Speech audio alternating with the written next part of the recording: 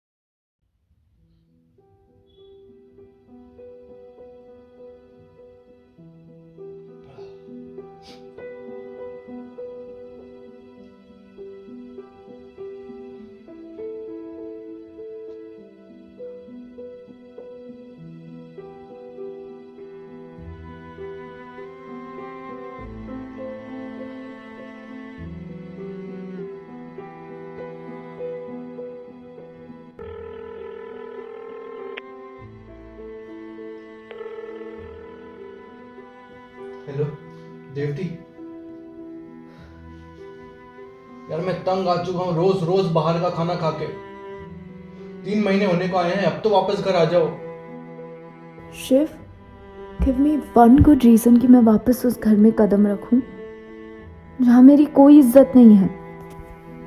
अगर इज्जत नहीं करता तो दिन के 10-10 कॉल लगा के गिड़गिड़ाता नहीं तुम्हारे सामने, just to have you back here. नहीं, तुम बस मुझे इसलिए वापस बुला रहे हो क्योंकि अब तुम्हारी जरूरतें तुम खुद पूरी करने के लायक ही नहीं बचे हो। और वो इज्जत नहीं है शिव, कभी थी ही नहीं। You're just a selfish man who only cares about himself, his legacy, his needs, his ego and his money. Money, इसी वजह से गई ना तुम मुझे यहाँ ऐसे छोड़ के, क्योंकि मेरे पास अब उतने पैसे नहीं है। अरे मुझे कैसे पता लगता यार, जिस कंपनी के शेयर्स पिछले 3 साल से नहीं गिरे वो तब जाके गिर जाएंगे जब मैं उनमें पैसे लगाऊंगा। सही बोलते हैं, तुम जैसी औरतें सिर्फ पैसों के पीछे भागती हैं और मुझ जैसे गधे उसको प्यार समझ बैठते हैं। Really शिव, क्या तुम्हें सच में लगता है कि शादी के 5 साल बाद मैं अपनी माँ के घर सिर्फ इसलिए चली आई क्योंकि तुम्हारे पास पैसे खत्म हो गए थे? तुम्हारा रोज घर ड्रंक आना, नशे की धुन में ना जाने मुझे क्या क्या बोल देना, पूरी सोसाइटी के आगे मेरा मजाक उड़ाना, हंगामे करना, तुम्हें कभी वो क्यों नहीं दिखाई दिया? शिव, पैसे खत्म हुए थे, हम कमा लेते वापस। इस बीच जो तुमने हमारा रिलेशन स्पॉइल किया है ना, उसे चाह के भी वापस बनाने की हिम्मत अब नहीं है मुझ में।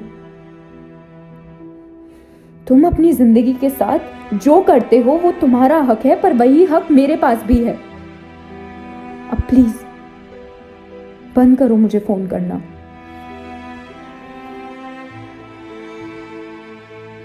फाइन, रहो अपने घर वालों के यहाँ, पर कल को जब यही घर वाले ताने मारना चालू करेंगे ना, तब मत आना मेरे दरवाजे पे भीख मांगने। मैं भी थक चुका हूं तुमको रोज कॉल कर करके। You know what, you are right. मेरी लाइफ है, मेरी मर्जी आएगी जो करूंगा। I don't need anybody.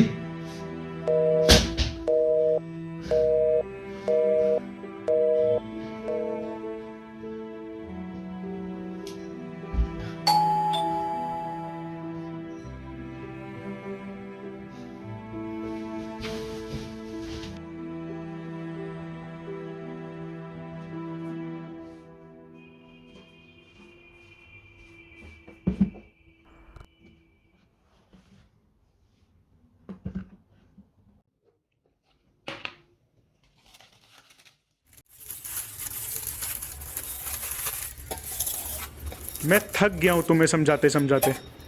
समझती क्यों नहीं हो तुम मेरी बात? छोड़ क्यों नहीं देती तुम ये काम? सुन रही हो तुम क्या बोल रहा हूं मैं? पर मुझे पसंद है ये काम। लक्ष्मी, तुम्हें जरा सा भी दिमाग नहीं बचा क्या? तुम्हें अंदाजा भी है तुम्हारी इस पसंदीदा काम की वजह से लोग पीठ पीछे हमारे बारे में क्या क्या बातें बोलते हैं, क्या क्या सुननी पड़ती है मुझे? फॉर गॉड सेक यार, मैं अपनी कंपनी का सीईओ हूं, कोई मिडिल क्लास चपरासी नहीं। कंपनी में अगर एक भी जने को पता लग गया कि सीईओ की वाइफ एक डब्बा डिलीवरी सर्विस खोल के बैठी है तो क्या इज्जत रह जाएगी मेरी? क्या आज तक तुम्हें किसी चीज की कमी होने दी है? सारे ऐशोआराम शादी के पहले दिन से दे रहा हूं मैं तुम्हें, फिर क्या जरूरत है ये सब करने की? पर अगर मैं कुछ पैसे कमा के ला रही हूँ तो क्या दिक्कत है? कुछ किसने बोला तुम्हें घर में पैसे कमा के लाने के लिए? शादी के वक्त भी पता नहीं कितने रिश्ते आए थे जो दहेज में मेरे नाम पे करोड़ों देने के लिए तैयार थे, फिर भी मेरे घर वालों ने तुम्हें पसंद किया मेरे लिए। पहले पता होता ये सब करोगी तुम? अब रो मत, सोच के देखो कितनी अच्छी किस्मत लिखवा के लाई हो जो ऐसे घर में शादी हुई है तुम्हारी। तुम एक नॉर्मल वाइफ की तरह मेकअप करो, ज्वेलरी पहनो, किटी पार्टी में जाओ, अपने सारे शौक पूरे करो और घर को संभालो। पर क्या लक्ष्मी? मैं बार बार एक ही बात नहीं बोलूंगा। तुम खुद तो घर में पड़ी रहती हो और बाहर रिश्तेदारों के ताने मुझे सुनने पड़ते हैं। हमारी फैमिली का एक सोशल स्टेटस है, सो हाथ जोड़ की विनती है, प्लीज डोंट रूइन इट। मजाक बना के रख दिया पूरी कंपनी के आगे मेरा। मेरे ही अंडर काम करने वाले एम्प्लॉयज आज अपने व्हाट्सएप ग्रुप पे मेरी ही सैलरी डिस्कस कर रहे हैं। ये सोचते हो कि ऐसी क्या जरूरत आ पड़ी जो कंपनी के सीईओ की वाइफ लोगों के डब्बे बना बना के भिजवा रही है। अगर आप लोगों की इतनी छोटी सोच है तो इसमें मेरी क्या गलती है? क्या बोला? तुम्हें प्यार की भाषा समझ नहीं आती? अब बहुत हो गया। तुम्हें इस घर में रहना है तो मेरे हिसाब से रहोगी।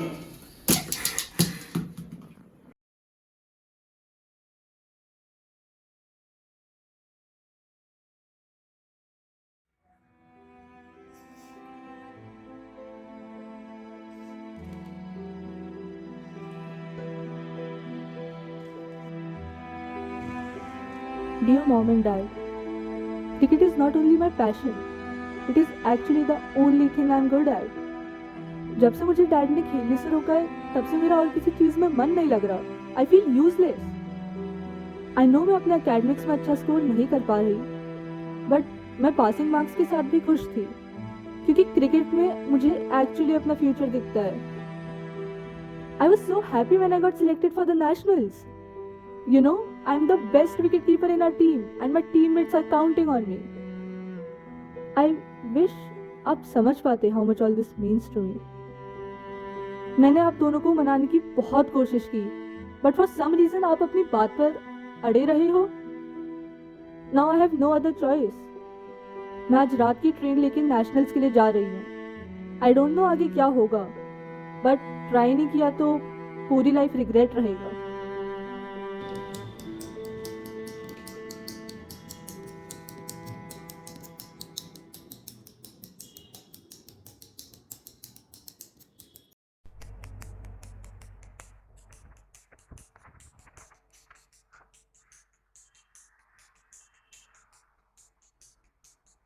बानी, बहुत हो गया यार क्रिकेट। हॉबी नहीं, अब डिस्ट्रैक्शन बनता जा रहा है यार। तुम्हारे मिड टर्म के मार्क्स बताए मुझे तुम्हारी मम्मी ने। You बेयरली pass in majority of the subjects. I am sorry dad, वो स्टेट टूर्नामेंट की वजह से पढ़ाई को ज़्यादा टाइम नहीं दे पाई, बट आई प्रॉमिस आगे से ऐसा नहीं होगा। अब मैं नेशनल कैंप से आते ही पढ़ाई पे फोकस करूंगी, इस बार पक्का। नेशनल्स?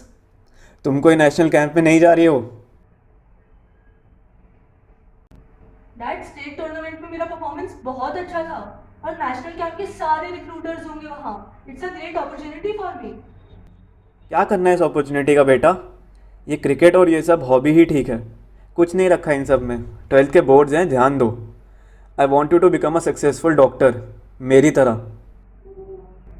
आपको तो मुझे एनकरेज करना चाहिए डैड। मैं अपना फ्यूचर क्रिकेट में देखती हूँ और बहुत सक्सेसफुल क्रिकेटर्स हैं आज। आप एक बार। हाँ, नो डाउट बहुत सारे सक्सेसफुल क्रिकेटर्स हैं, but 99% of them are man. और ये सक्सेस स्टोरीज ना हज़ारों में से किसी एक की होती है और बाकी फेलियर्स, सब फेलियर्स। लड़की होने का मतलब ये तो नहीं है ना कि क्रिकेट में मेरा कोई करियर नहीं हो सकता। थिंग्स आर एक्चुअली चेंजिंग ना, और मैंने बहुत मेहनत करी इस अपॉर्चुनिटी के लिए। I won't let it go. Do not try to tell me what's better for your future. उसकी परवाह तुमसे ज़्यादा हमें है।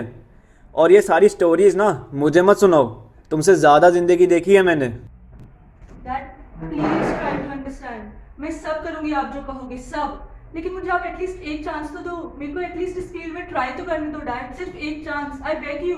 बानी, मैंने कह दिया ना एक बार, बात ख़त्म। कोई भी और डिस्कशन नहीं होगा इस घर में इस चीज़ के बारे में। ना क्रिकेट, ना नेशनल्स, ना और कुछ। You hear me? But dad. Enough.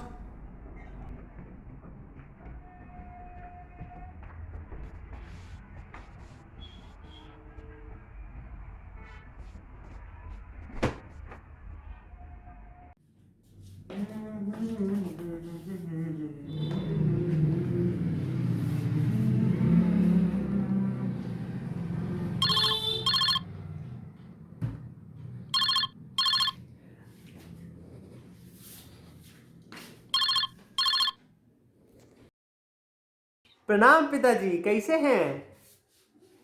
प्रणाम बेटा। हम बढ़िया हैं। तुम बताओ, सब कुशल मंगल है ना? जी पिताजी, आपके आशीर्वाद से दुकान अच्छी चल रही है। और बताइए, गांव में सब कैसे हैं?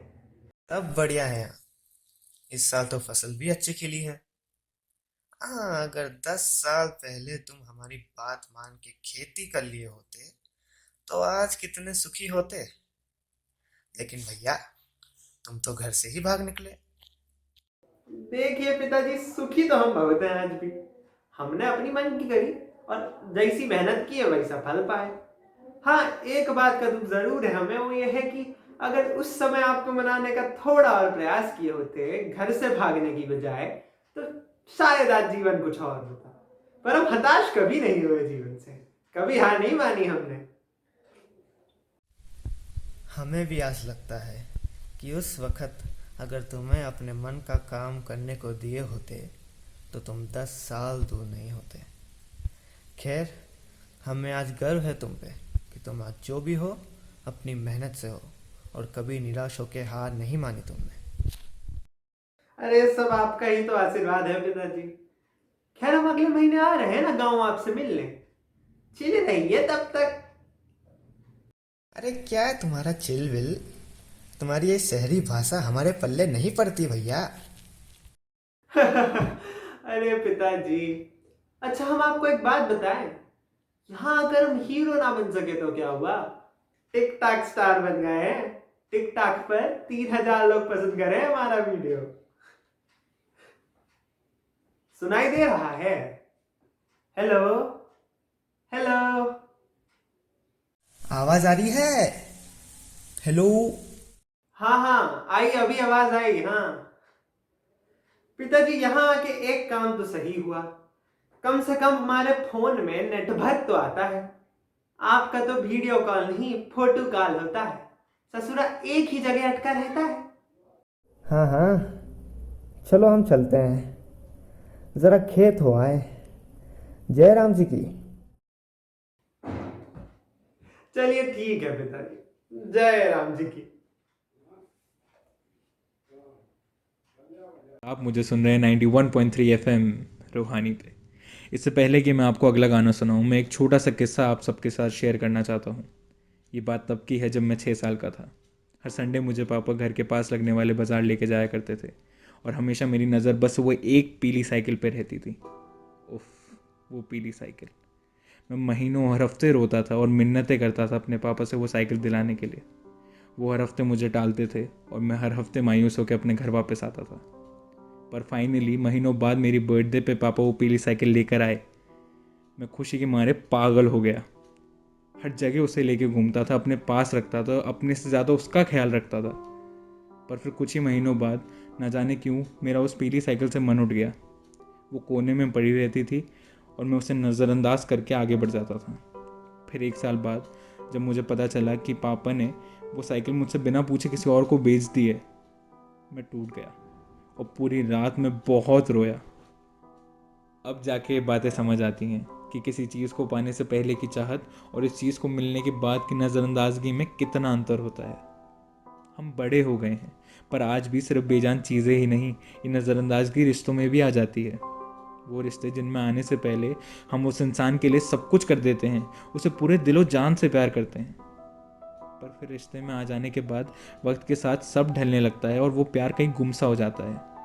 और जब वो प्यार और रिश्ता ख़त्म होता है तब लगता है पहले दिनों में हम नए चीज़ों और रिश्तों से जितना प्यार करते हैं, काश वो कभी ख़त्म ना होता, तो शायद ज़िंदगी की पहेली थोड़ी आसान होती। इस दुनिया में हर किस्म के लोग मिलते हैं, वो जिसके पास शायद सब कुछ नहीं है पर फिर भी वो खुश है, और वो जो सब कुछ पाके भी परेशान है क्योंकि वो ढूंढ ही कुछ और रहा है।